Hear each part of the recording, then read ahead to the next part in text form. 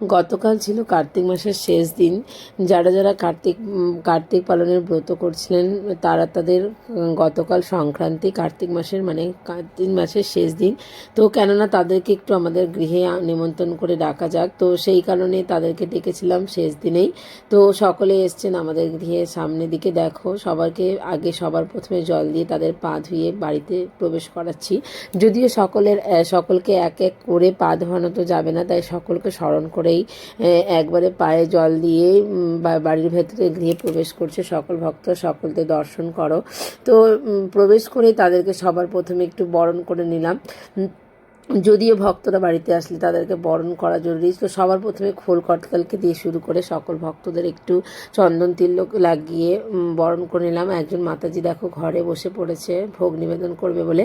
সকলে ভোগ দর্শন করো, সঙ্গে আরতিও দর্শন করে নাও। আরতি হচ্ছে, তো এদিকে আরতি হচ্ছে কারণ আমরা একটু আনন্দ করি বাইরের দিকে, যেহেতু আজ আবার শেষ, বছরের শেষ। পরবর্তীতে কে থাকবে না থাকবে রাধারানীর কৃপা কার উপর হবে, তো সেই কারণে সকলে মিলে মাতাজি এদিকে আরতি করছিল, আমরা একটু নৃত্য করে নিলাম। তারপরে দেখো আমাদের ঘরে একটা ছোট্ট মাধব মানে গোপাল সোনা এসছে, তাকে একটু ফুল চন্দন দিয়ে দিলাম।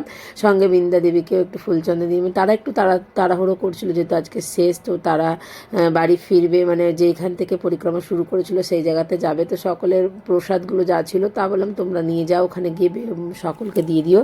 তো ওদের সমস্ত প্রসাদগুলো নিল, ওদের সাথে আমিও চলে এলাম পরিক্রমা করতে।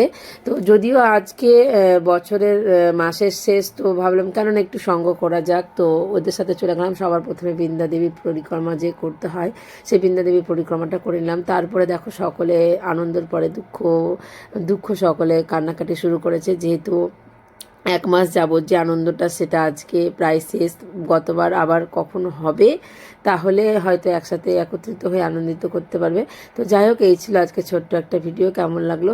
ভালো লাগলে অবশ্যই